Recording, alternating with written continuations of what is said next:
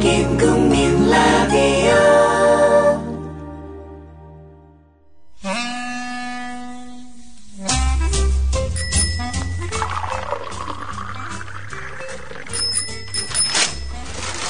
아침 신문 귀로 읽으세요.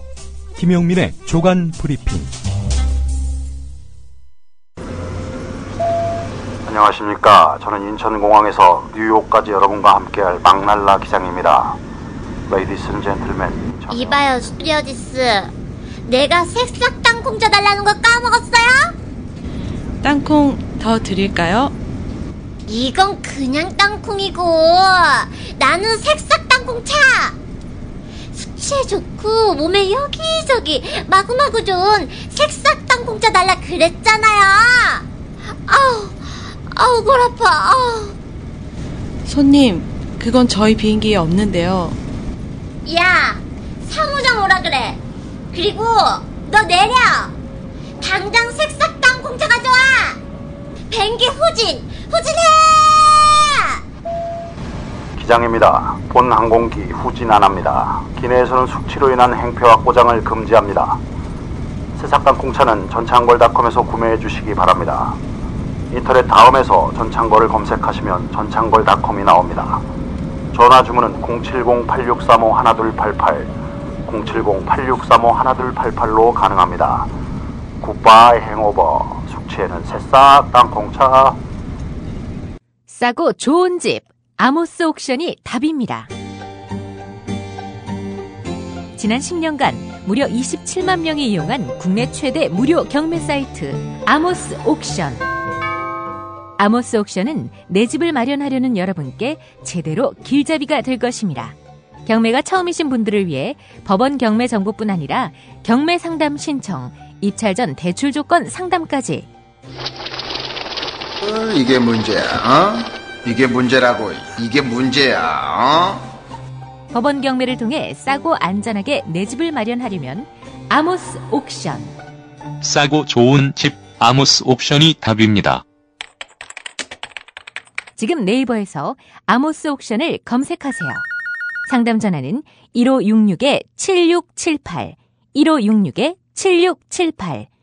국민TV 조합원이라고 말씀하시면 국민TV 조합원이 상담하여 드립니다. 부장님, 대리운전은 뭐 부를까요? 대리운전 블랙박스 주는 1800-6606 대리운전이 있지 않은가? 20회 이용시 블랙박스를 주는 1800-6606 블랙박스 대리운전이요? 그럼 검색창에 블랙박스 대리운전을 검색해보게. 홈피에는 다양한 상품들도 있다네. 저기 부장님, 블랙박스 대리운전에서는 국민TV에 후원도 한다면서요. 자네도 블랙박스도 주고 후원도 하는 1800-6606 이용하게. 역시 대리운전은 1800-6606. 살균 탈취제 요즘 많죠. 향기도 다양하고 성분도 다양한데 우리 아이들 방에 그냥 뿌리기에는 마음에 좀 걸려요. 향기는 좋은데 안심해도 되는 건가요? 아이들이 얼마나 민감한데요. 우리 아이들 방에 뿌리는 건 안심하고 믿을 수 있어야 될 것 같아요. 이제 우리 아이 방을 자연 휴양림으로 만들어주세요. 피톤치드 캡슐 톡톡. 강력한 천연 항균은 기본. 피톤치드의 향기로움을 더해 기억력과 집중력을 향상시킵니다. 베개에 톡톡, 이불에 톡톡. 피톤치드와 함께 편안한 잠자리 톡톡. 검색창에 네이처 아이를 검색해보세요. 전국 약국에서도 판매 중입니다. 냄새 좋지? 엄마, 냄새 좋아. 네, 12월 30일 화요일 아침 신문 주요 기사 짚어보겠습니다. 김용민 PD의 조간 브리핑입니다. 안녕하십니까? 네, 안녕하십니까? 오늘 비정규직 양산 부추기는 게 비정규직 대책인가 한겨레 사설을 보겠습니다. 고용노동부가 어제 비정규직 종합대책정부안을 발표했죠. 예. 요점을 잘 담은 사설입니다. 핵심 내용은 35살이 넘은 비정규직의 고용기간 제한을 현행 2년에서 최장 4년으로 늘리고 정규직도 근로계약 해지와 취업규칙 변경 기준을 완화해서 지금보다도 고용보호 수준을 낮추겠다는 겁니다. 말이 어려운데요. 쉽게 얘기하자면은 2년 나오면은 정규직 되지 않습니까? 비정규직도요. 예. 근데 그거를 4년이 넘어야 되게끔 한다. 이런 얘기 아니겠습니까? 물론 35살이 넘은 비정규직을 대상으로 해서 말이죠. 이게 정부안은 기본적으로 2년 지나면 기업들이 자를 것이다. 예. 이걸 전제로 해서 이거 2년 더 늘려주겠다. 네. 여기에 포커스를 맞춘 거죠. 예. 비정규직 4년을 보장해준다. 그런 의미일까요? 또 그게 비정규직은 언제든지 그만두게 할 수 있는 거 아닙니까? 그러니까 4년으로 확대한다. 이거는 글쎄요. 4년 동안 그 일자리를 보장해준다라는 말로 잘못 들릴 수가 있는데 전혀 그게 아닌 거죠. 4년 넘어야 정규직이 된다. 이런 얘기고요. 예. 뭐 비정규직 보호대책이라고 말할 수도 없는 그런 대책이 나온 겁니다. 또 정규직의 경우도 쉽게 자를 수 있도록 한다. 이런 얘기 아니겠습니까? 정부안이 발표되자마자 한국노총, 민주노총, 양대노총은 즉각 반발하고 나섰습니다. 경제사회발전노사정위원회에 참여하고 있는 한국노총은 정부안을 강하게 비판하면서 노사정위 불참도 불사할 것임을 경고했습니다. 애초에 불참했던 민주노총도 즉각 폐기를 요구했는데요. 정부는 노사정위 논의를 거쳐서 내년 3월까지 종합대책을 확정하겠다는 방침이지만 대화 상대방인 노동계에선 아예 거들떠 보지도 않겠다. 이런 반응인 겁니다. 노동부가 제시한 대책의 근거는 무엇일까요? 궁색하기 짝이 없습니다. 현장 기간제 노동자를 상대로 설문조사를 한 결과 기간 연장을 바라는 답변이 많았다는 게 노동부 설명입니다. 언제 쫓겨날지 모르는 처지에 있는 노동자에게 답이 뻔할 수밖에 없는 질문을 해놓고서는 그 결과를 근거로 대는 것입니다. 예, 이 조항은 강요들한테 적용하면 좋을 것 같습니다. 글쎄 말입니다. 4년은 보장해달라. 4년은 보장해달라. 중간에 자르지 말고. 고용기간 제한을 4년으로 연장하면 현재 비정규직의 고용 불안을 일시적으로나마 해소할 수 있을지는 모르지만, 그러니까 이제 4년 나오면은 정규직으로 채용해도 되니까 그 이전에는 뭐 쓰지 뭐 이런 마음을 갖게 할진 모르겠지만, 기간 연장 조처는 숙련도가 높고 또 정규직 전환을 앞두고 있는 비정규직조차도 더 길게 비정규직으로 불릴 수 있는 기회를 기업에게 주는 것이고, 또 기업들이 정규직 신입사원을 뽑을 이유도 줄게 된다는 거죠. 국내 임금 노동자 가운데서 비정규직은 통계청 집계로 669만 명, 전체의 35.5%고요. 노동계 분류 기준으로는 852만 명, 45.4%에 이른다는 겁니다. 반은 정규직, 반은 비정규직. 그렇다는 것이요. 임금과 처우에 있어서 정규직과 비정규직 사이의 불균형은 다른 나라보다도 훨씬 심하고 그 틈이 점점 벌어지고 있는 양상인 걸로 알고 있습니다. 이런 상태에서 정부가 비정규직 양산을 초래하고 정규직 보호 수준까지 낮추겠다는 대책을 내놓았으니 이건 정말 노동자들 보고 들고 일어나라 이렇게 요청하는 것과 다름이 없다라는 그런 판단을 하게 만듭니다. 이래 놓고는 무슨 장그래법 말도 안 되는 소리를 하고 있습니다. 예. 말도 안 된다는 주장은 제 판단입니다. 예. 쌍용자동차의 정리해고가 적법했다는 취지의 대법원 판결과 관련해서 회사 측의 무분별한 정리해고를 막기 위해 해고 요건을 강화하는 등 제도적 장치가 필요하다는 의견이 힘을 얻고 있습니다. 오늘 한국일보가 신면에서 다룬 기사인데 어제 참여연대에서 쌍용자동차 정리해고에 대한 대법원 판결 관련 긴급 좌담회에서 나온 이야기라고 합니다.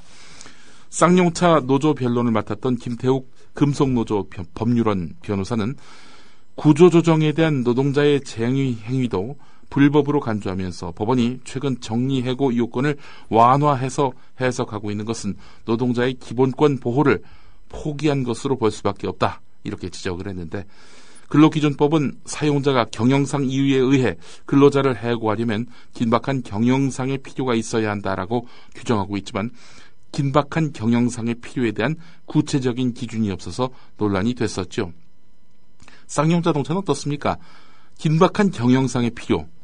이거를 자료 조작을 통해서 근거로 만든 거 아니겠습니까? 조작된 근거를 갖고 긴박한 경영상의 필요를 만들어냈던 겁니다. 법원이 그것도 인정을 했었었고요. 그럼에도 불구하고 정리해고는 타당하다.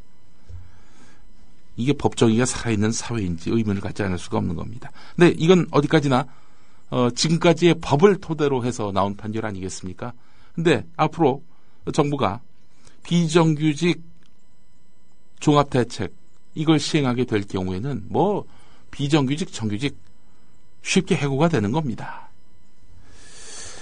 어떻게 노동자가 행복한 세상은 요원해 보입니다. 모두가 행복한 사회, 100% 국민이 행복한 사회를 지향했던 박근혜 정부. 100% 국민 안에 포함되지 않은 국민이 있는 것 같고요. 예, 착잡하기 이를 데가 없습니다. 정리해고 요건 강화하자. 보다 엄격한 그리고 명징한 그런 기준도 마련돼야 한다. 긴박한 경영상의 필요가 특히 그렇다는 겁니다. 자, 오늘 한국일보 일면 톱 기사는 이렇습니다. 일본의 GDP 쇼크, 더 커지는 엔저 공포, 이런 제목입니다. 그동안 일본 정부가 어마어마한 돈을 풀었지요. 그럼에도 불구하고 일본의 경제 성장률이 2분기에 이어서 3분기에도 마이너스를 기록했습니다. 충격에 빠진 일본 정부는 소비세 인상 계획 연기, 조기 총선, 추가 양적 완화 검토. 양적 완화가 뭡니까? 현금 푼다는 거 아닙니까? 이런 공격적인 벼랑 끝 전술을 구사할 가능성이 높아졌다. 기사는 이렇게 시작됩니다. 모두가 엔저를 가속화하는 요인들이란 겁니다. 결국 엔화 가치를 더 떨어뜨릴 가능성이 높다는 거 아니겠습니까? 엔저를 더 이렇게 강화할 그런 가능성이 있다는 겁니다. 우리 정부는 사태를 예의주시하고 있지만 뾰족한 대응책이 없는 게 현실이란 거지요. 지난달 환변동보험 가입 활성화 같은 엔저 대책을 내놓은 데 이어서 최근에는 외환시장 미세 개입을 통해서 원엔 환율 안정을 유도하고 있지만은 단기 충격 완화 이상의 효과를 기대하기는 어렵다는 평가입니다. 엔저 이야기만 나오면 좀 복잡하게 들린다 하시는 분들이 있을지 모르겠습니다. 쉽게 설명을 드리겠습니다. 1995년 YS 정권 때였죠. 그때 상반기 한국 수출은 기록적인 신바람을 냈습니다. 반도체와 자동차를 앞세운 수출은 단군 이래 가장 좋았다는 삼저 호황에 버금가는 그야말로 호경기였습니다. 왜 그랬을까? 당시 대통령 경제수석은 문민 호황이다 이렇게 말을 했습니다. 문민 정부 덕에 이렇게 어마어마한 수출 기록을 나타냈다 이렇게 보고 있는 건데, 근데 이 호황은 오래가지 못할 운명이었습니다. 수출 증가를 주도한 요인이 슈퍼 엔고 현상이었기 때문입니다. 엔고였기 때문에 같은 물건이면 한국게 더 낫다, 더 싸다 이렇게 해서 한국 제품들이 보다 많이 팔렸다는 겁니다. 자, 그런데 YS 정부가 낯뜨거운 자화자찬을 할 무렵 서서히 시동을 걸고 있던 일본의 엔저 현상이 본격화되니까 1996년 1월, 2월 경상수지는 2개월 연속 사상 최대 적자를 냈고 4월에는 수출 증가율이 26개월 만에 한 자릿수로 주저앉았습니다. 반면에 수입은 계속 두 자릿수 증가율을 이어갔습니다. 외환시장에는 심각한 달러 기근 현상이 찾아왔고 외채가 눈덩이처럼 불어났습니다. 엔저 현상만 나오면은 한국 경제 근간이 흔들린다 이런 얘기 아니겠습니까? 엔고로 갔더니 당시 반짝 호황이 있었던 거고, 최근에 그 엔저 현상이 지속되면서 자동차, 조선, 화학 등 한국의 주력 수출 산업이 휘청거리고 있습니다. 그 여파로 한국 경제는 작년 4분기 이후 4개분기 연속 0%대 성장을 했습니다. 과거에 비해서 한국 경제의 기초 체력이 좋아졌다고는 하지만 지금은 가공할 가격 경쟁력을 앞세운 중국 기업들로부터도 협공을 당하고 있습니다. 상황이 결코 낫다고 말할 수 없는 겁니다. 그럼에도 불구하고 박근혜 대통령을 가장 가까이서 보조하는 안종범 경제수석, 어제 그 서울신문으로부터 C- 점수를 받은 안종범 경제수석, 엔저를 투자 확대의 기회이자 기업 체질 개선을 통한 경쟁력 강화의 기회로 적극 활용할 필요가 있다. 이렇게 한가하다 못해 낭만적인 그런 전망을 내놓았습니다. 천광암 동아일보 산업부 부장의 11월 11일자 칼럼 내용 가운데 일부를 요약해서 전해드렸습니다. 예. 이렇게 경제가 어려우니까 새누리당에서 그런 얘기 하는 겁니까? 기업인들 가석방 해야 된다? 그분들이 나오면 뭐 뾰족한 수가 생기는 모양이죠. 예. 다음 소식 보겠습니다. 현대자동차 그룹이 서울 강남구 영동대로 한국전력 본사터 이거 10조 주고 사지 않았습니까? 예. 여기다가 100층 이상의 초고층 건물을 지어서 업무시설로 활용한다는 방침을 정한 것으로 확인됐다. 오늘 동아일보가 일면에서 전했습니다. 현대건설이 서울 종로구 율곡로 본사에서 해외 설계사 대상 글로벌 비즈니스 센터 설명회를 열고 이 같은 내용을 밝혔다고 하는데요. 설명회엔 타워 팰리스를 설계한 미국의 SOM과 제2롯데월드 설계사 KPF 이렇게 15개사가 참석했다고 합니다. 한전터에 들어서게 될 글로벌 비즈니스 센터는 현대차 그룹 본사와 자동차 테마파크, 전시 숙박 문화시설, 컨벤션 센터, 쇼핑몰이 한데 아우른 그런 공간이란 겁니다. 세계 5위 자동차 회사로서 도약 의지를 드러냄과 동시에 서울의 랜드마크를 조성하겠다는 정몽구 회장의 의지가 담긴 것으로 해석된다는 겁니다. 정말 100층 들어설 수 있을까요? 네, 이와간 이 마천루에 대한 환상은 말리지 못하는 모양입니다. 예. 제일 경계를 할 곳은 아마 제2롯데월드가 아닌가 싶습니다. 네. 예. 위치상으로도 좀 가깝고요. 네. 여기는 123층, 555m 높이의 건물 아니겠습니까? 예. 이렇게 그 높은 건물 지어서 도대체 뭘 어쩌겠다고. 만약에 공실나면 어떡하려고요? 현대차가 걱정할 일이죠. 아, 그런가요? 예. 예. 김용민 PD가 걱정할 일은 아닌 것 같습니다. 글쎄 말입니다. 제가 그 10조로 부지 사는데 단 1원도 기여한 바가 없기 때문에. 예. 아니죠. 김용민 PD는 미디어 협동조합 걱정하면. 예, 알겠습니다. 아니, 제가 투싼을 산 사람으로서, 예. 회사가 망할까봐 걱정을 한 겁니다. 서비스 못 받을까봐. 조선일보 사면을 보겠습니다.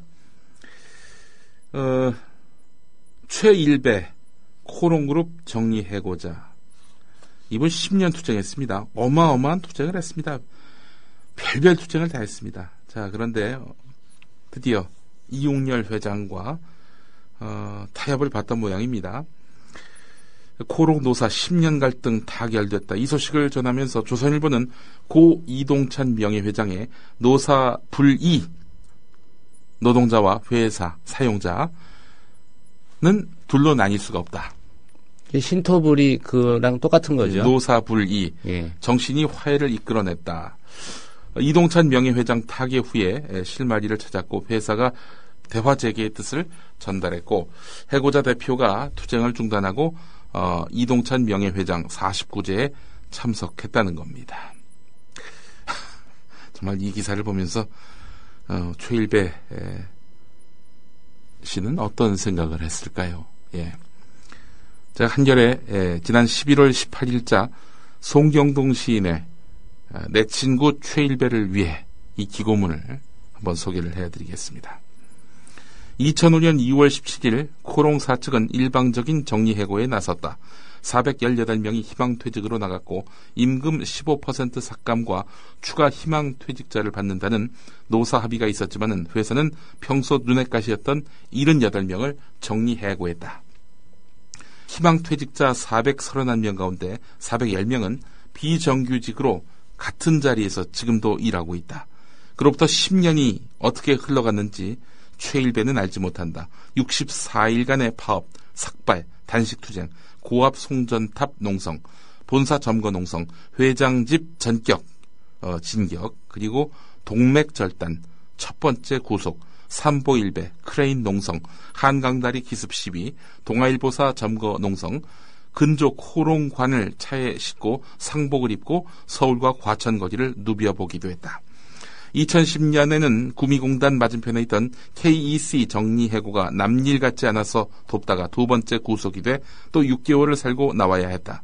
한진중공업 희망버스로 정리해고 문제가 사회화되고 대한문해 쌍용차 해고 노동자들의 사회적 분향소가 서던 때 다시 용기를 내서 2012년 5월 21일 경기도 과천 코롱 본사 앞 천막 농성을 시작한 지도 벌써 2년 반이 다 돼간다. 마지막이라고 생각하고 집에 가지 않을 작정으로 사계절 옷 보따리를 싸들고 상경했다. 작년부터는 꽃분홍색 몸벽보를 입고 전국의 산으로 등산을 다니며 코롱 스포츠 불매운동도 시작했다. 삶은 계란 4만 개를 나눠주면서 사회적 응징을 호소했다. 코롱사 측은 전국 주요 102개 산에서 불매운동을 막아달라는 가처분 신청을 내는 코미디를 연출하기도 했다. 이 가처분 신청대로라면 법원은 코롱 불매운동을 막기 위해 집행관을 전국 102개 유명산 1000개가 넘는 등산로에 보내서 가처분 내용을 공시해야 한다. 그런 그가 지난 11월 5일, 올해입니다. 11월 5일 다시 단식에 들어갔다고 한다. 다시 목숨을 건다고 한다. 언제까지 그가 다시 꿈과 희망이라는 정이라는 너무나도 희미하고 갸녀린 소망을 부여잡아야 할까. 네, 이게 바로 코롱의 노사불이 정신입니다. 어떻게 들으셨습니까? 이렇게 노동자를 아끼는 이동찬 회장 일가. 조선일보는 노사불이 이런 말을 함부로 꺼내지 말길 바랍니다. 자, 다음 기사 보겠습니다. 여야가 올해 마지막 국회 본회의를 열어서 다음 달부터 세월호 참사의 진실을 규명할 특별조사위원회에서 활동하게 될 여야 추천 몫의 10명의 조사위원에 대한 선출 절차를 마무리했습니다. 이들 조사위원은 1월 박근혜 대통령으로부터 임명장을 받은 다음 최대 1년 9개월의 활동을 시작하게 됩니다. 여야는 애초 목표한 4.16 세월호 참사 피해 구제 및 지원을 위한 특별 법안 처리에는 실패했지만 최대 쟁점이던 피해자 보상 방식과 관련해서는 새누리당의 주장대로 국민성금에서 위로 지원금을 주기로 합의했습니다. 본회의에서 선출안이 통과된 조사위원은 여당이 추천한 고영주 방송문화진흥원 감사 그리고 차기환 행복한 사회를 위한 변호사 모임 대표 그리고 야당이 추천한 권영빈 변호사와 김서중 성공회대 신문방송학과 교수 등 여야 5명씩 모두 10명입니다. 이들 같은 경우 유가족 3명, 대한변협 2명, 대법원장 2명이 추천한 또 다른 조사위원 7명과 함께 최장 1년 9개월 동안 참사의 진상을 규명하고 재발 방지 대책을 찾는 역할을 하게 됩니다. 그러나 이들 가운데는 유가족이 공정성과 독립성을 이유로 교체를 강하게 요구한 조사위원들이 일부 포함되어 있습니다. 대표적으로 SNS를 통해서 극우 사이트 일베의 게시물을 퍼나르는 한편 세월호 유가족들이 요구하는 세월호 특별법 제정을 강하게 반대한 바 있는 차기환 변호사가 그렇고요. 고영주 변호사 같은 경우도 사실은 정권 편에 서서 말이죠. 그동안 정권의 대변자 노릇을 해온 그런 인물이기도 하죠. 이런 분도 지금 포함이 됐고요. 어제 우리 김효진 PD가 박주민 변호사의 말을 인용해서 새누리당 관계자가 왜 이 사람들을 세월호 조사위원으로 포함시켰는지 설명한 바가 있는데 야당뿐만 아니라 유가족들이 박근혜 대통령을 몰아세울 만한 사람들을 조사위원으로 선택해서 우리도 거기 방어 차원에서 이분들을 세웠다라고 얘기했다고 하더라고요. 예. 지금 박근혜 대통령 방어하려고 세월호 조사위가 출범했습니까? 다른 사람은 몰라도 세월호 특별법을 반대했던 사람은 이 조사위원이 되면 안 되는 거 아닌가요? 글쎄 말입니다. 이 특별법에 의해서 자기가 조사위원이 된 건데. 부끄러운 일입니다. 자, 이런 가운데 한겨레 8면을 보겠습니다. 통일 토크 콘서트에서 북한을 찬양 미화했다는 혐의로 국가보안법 위반 혐의로 고발당한 황선 씨에 대해서 경찰 조사가 있었습니다. 통일 토크 콘서트는 40여일에 걸쳐서 종북 콘서트로 마녀 사냥을 당했다. 나의 활동은 민족의 동질성을 확인하고 통일을 지향하는 것이다. 몇몇 언론은 지상 낙원과 같은 자극적인 어휘가 콘서트에 등장한 것처럼 기정사실화해서 국가보안법의 제물이 되게 했으며 초유의 사제폭탄 테러까지 불렀다 이렇게 주장을 했는데요. 자, 경찰은 기자회견이 채 끝나기도 전에 이 황선 씨를 조사실로 데리고 들어가서 현장에 있던 기자들에게 항의를 받기도 했습니다. 자, 이런 가운데 경찰은요, 황선 신은미 씨가 지상 낙원이라는 표현을 쓴 바 없다 이렇게 확인해 줬습니다. 뭐 짐작해도 그렇지 않습니까? 본인들이 아니다라고 얘기해도. 아니, 종북 시비가 있는 거 뻔히 아는데, 그런데 또 북한이 오래전부터 써왔던 체제 홍보 용어인 지상낙원, 이걸 그대로 갖다 쓸 그런 바보가 어디 있습니까? 이들이 지상낙원이라고 표현했다고 최초 보도한 언론은 바로 TV조선이고요. 그 얼마 전 테러를 일으켰던 학생이 있죠? 그 학생은 당신들 지상낙원이라고 한 거 맞느냐? 이렇게 묻더니 답변도 제대로 듣지 않고 폭탄을 터뜨렸습니다. 결국 TV조선이 지난번 테러 사건의 배후가 된 셈이 됐습니다. 자, 그럼에도 불구하고 국가보안법 위반 혐의가 있다 해서 불구속 기소 의견으로 검찰에 송치하기로 했습니다. 국민일보 일면 기사로 가보겠습니다. 한국 수력원자력 원전 도면을 유출한 해커가 사이버 공격에 사용한 가상 사설망 VPN이라고 하죠. 이 가상 사설망 이용료를 평범한 시민이 대신 내고 있었던 것으로 확인됐습니다. 해커는 스미싱, 문자 메시지를 이용한 악성 코드를 옮기는 그런 방식으로 해서 공인인증서를 탈취한 다음 매달 몇만 원씩 몰래 빼갔다고 합니다. 대납자는 검찰 수사가 이루어지기 전까지 자기 돈이 해커의 소액 결제에 동원됐다는 사실을 몰랐던 것으로 알려졌습니다. 그동안 온갖 경로로 유출돼서 시중에 퍼진 국민의 개인정보가 한수원 해킹 도구로 쓰였던 것입니다. 검찰은 이런 피해를 막으려면 각종 포털 사이트의 아이디를 바꾸는 등 스스로 개인정보 관리에 나서야 한다고 당부했습니다. 그 포털 사이트 탈퇴하라는 얘기인가요? 예. 이거 참 어처구니가 없습니다. 자, 그런데 이 해커가 상당히 준비를 많이 했군요. 예. 이게 뭐 보니까 소액 결제에까지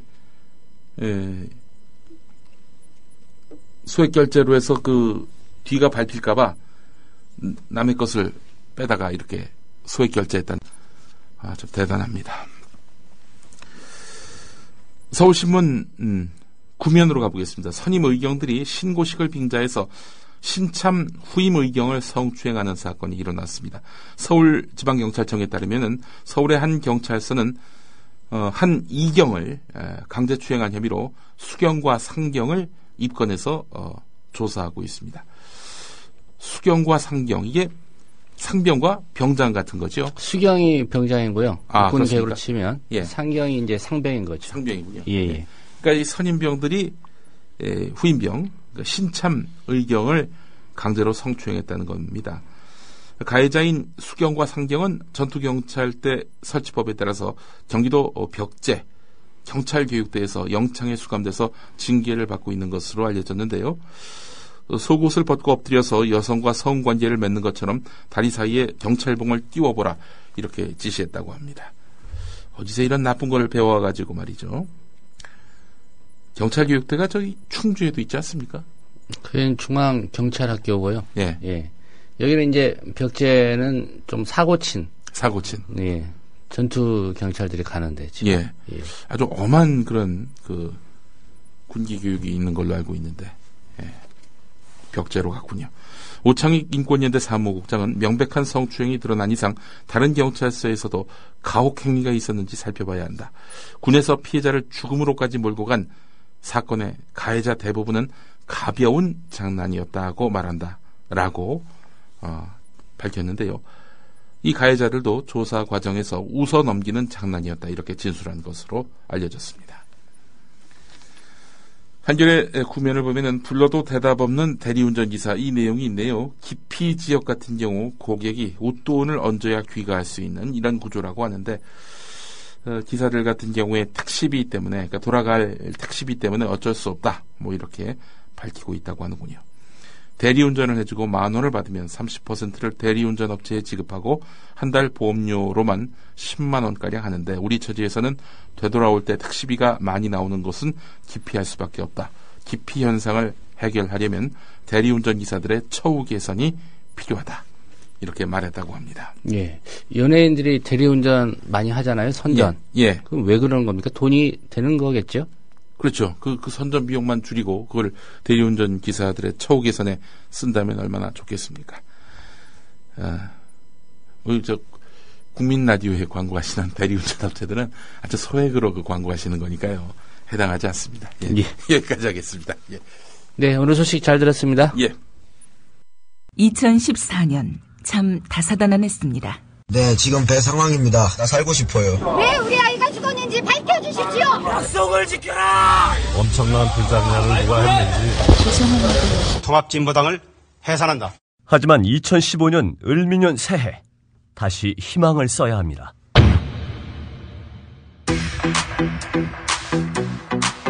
미디어 협동조합 국민라디오 송구영신 프로그램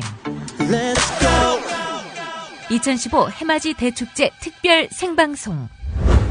국민라디오는 12월 31일과 1월 1일 스튜디오를 강원도 강릉 주문진, 강릉 청소년 해양수련원과 그 앞바다로 옮겨 가는 해를 보내고 오는 해를 맞이합니다. 12월 31일 밤 10시부터 이튿날 새벽 2시까지 서영석 김용민의 정치 토크, 정영진의 불금쇼 공개방송이 해돋이가 이뤄지는 1월 1일 아침 7시 주문진 바닷가에서 을미년 새해가 밝았습니다 생방송이 여러분을 찾아갑니다.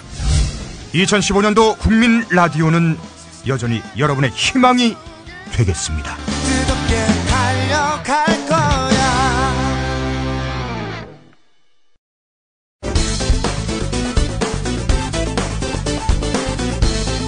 7월 3일 당대표 출마를 선언하고 노량진을 찾은 김무성 새누리당 대표. 컵밥을 처음 먹어보는데 이게 소위 말하는 컵밥이구나. 네. 나도 한번 먹어볼까? 비빔밥이네. 네. 컵밥이란 것도 뭐예요? 이게 컵밥이라고. 이거를 이거 얼마예요? 2,500원. 이거 오늘 처음 드셔보시는 거죠? 처음 먹는 거죠. 맛있네. 근데 맛은 있다. 말로만 듣던 컵밥을 지금 같이 와서 젊은 청년들 같이 먹어보니까 한편 맛도 있는데 목도 메이고 우리 청년들이 좀 더 미래에 대한 큰 희망을 가지고 살아가는 그런 사회를 만들어야 되겠다 하는 그런 책임감이 더 크게 생각됩니다. 청년이 희망을 갖고 사는 사회를 만들겠다고 하고는 불과 반년 뒤 아르바이트 구하러 가서 그러한 사람인가 아닌가 하는 걸 구분하는 능력도 여러분들 가져야 되고. 처음에 갔을 때는 사장님들이 굉장히 선하게 웃어주시더라고요. 나중에는 3일 조금 기다려라 하시고. 그 다음에 또 그런 부당한 대우를 당했을 때 상대한테 또 기분 나쁘지 않게 설득해가지고 인생이 좋은 경험이다 생각하고 일단 열심히 해야지. 방법이 없어. 알바 노조원들 새누리당 사 앞에 모여 항의하는데 인생의 좋은 경험이라고 생각하고 열악한 일자리도 좋은 경험이라고 생각하고 열심히 해야지 방법이 없다라는 말을 했습니다. 정치인이, 그것도 여당의 대표 정치인이 방법이 없다고 합니다. 그러면 대체 국회는 왜 있고 정치인은 왜 있단 말입니까? 너무너무 화가 나서 이곳에 왔습니다. 김무성 대표 오늘 당장 사과해야 될 것입니다. 그 말을 한 장본인은 어디 좋은 경험 한 번이라도 해보고 그런 말을 하는지 이해가 되질 않습니다. 학비 벌랴, 공부하랴, 스펙 쌓느랴, 이 시대의 청년들 그리고 제 친구들에게는 요구되는 것들이 너무 많은 것 같습니다. 그런데 이젠 알바마저도 쉽게 할 수 없는 것 같습니다. 악덕 사장인지 아닌지 이제 제가 구별도 할 줄 알아야 하고요. 손님이 돈을 던지든 반말을 하든 설득시키면서 이해를 해야 한다고 합니다. 이런 것들을 다 갖춰야지 알바를 할 수 있는 이유는 현 집권 여당인 새누리당 대표께서 방법이 없다고 말을 했기 때문입니다. 열악한 알바 노동자들의 문제를 그리고 제일 힘든 것들을 방법이 없다고 말하는 게 무슨 말입니까? 방구입니까? 김무성 대표님, 이런 항변에 대해서 어떻게 생각하십니까? 기분 나쁘셨나요? 인생이 좋은 경험이다 생각하고 일단 열심히 해야지. 방법이 없어.